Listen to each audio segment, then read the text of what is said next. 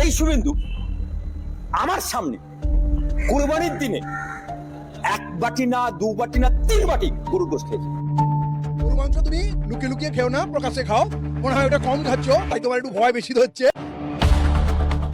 শুরুটা হয়েছিল গরু রক্ষা আর কোরবানি বন্ধের বক্তব্য দিয়ে। ভারতের রাজনীতিতে বারবার মুসলমানদের বিরুদ্ধে কঠোর অবস্থান নেয়া, ইসলাম বিদ্বেষী মন্তব্য করা আর ধর্মীয় উত্তেজনা ছড়ানোর অভিযোগে বহুবার আলোচনায় এসেছেন পশ্চিমবঙ্গের বিজেপি নেতা শুভেন্দু অধিকারী। কিন্তু এবার সামাজিক মাধ্যমে ভাইরাল হওয়া একটি ভিডিও ঘিরে তৈরি হয়েছে সম্পূর্ণ ভিন্ন এক বিতর্ক।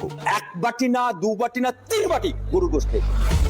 ভিডিওটিতে দেখা যায় যাকে এতদিন কট্টর হিন্দুত্ববাদী নেতা হিসেবে দেখা হয়েছে, সেই শুভেন্দু অধিকারী নাকি কোরবানির গরুর মাংস খাচ্ছেন। শুধু একবার নয়, একের পর এক বাটি সামনে নিয়ে খেতে দেখা গেছে তাকে। আর এই দৃশ্য সামনে আসতেই পশ্চিমবঙ্গের রাজনৈতিক অঙ্গনে শুরু হয়েছে তুমুল আলোচনা। কারণ এই সেই শুভেন্দু যিনি বিভিন্ন সময় গরু জবাই ও কোরবানি নিয়ে কড়া অবস্থান নিয়েছিলেন। প্রকাশ্যে বলেছিলেন ভারতে গরু কোরবানি বন্ধ হওয়া উচিত। গরু রক্ষার নামে রাজনৈতিক মঞ্চে বারবার সরব হয়েছেন তিনি।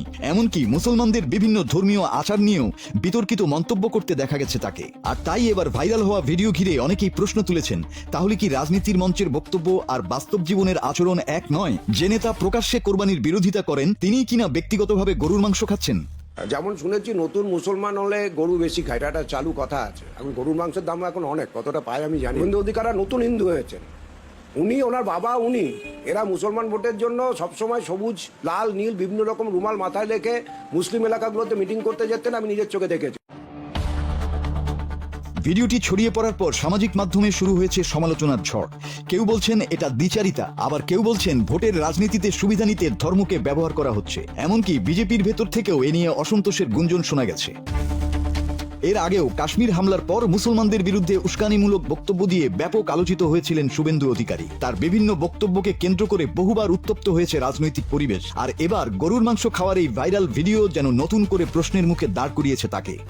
এক বাটি না, দু বাটি না, 3 বাটি গরুর গোশত খেয়েছে। তবে ভিডিওটি ঠিক কবে কোথায় ধারণ করা হয়েছে কিংবা পুরো ঘটনার পেছনের বাস্তবতা কি, তা এখনো স্পষ্টভাবে নিশ্চিত হয়নি। কিন্তু ততক্ষণে সামাজিক মাধ্যমে শুরু হয়ে গেছে আলোচনা, সমালোচনা আর রাজনৈতিক বাকযুদ্ধ। গরু মাংস তুমি লুকিয়ে লুকিয়ে খেও না, প্রকাশ্যে খাও। মনে হয় ওটা মাসুদ কম হাসান, খাচ্ছ, তাই তোমার বাংলা টিভি।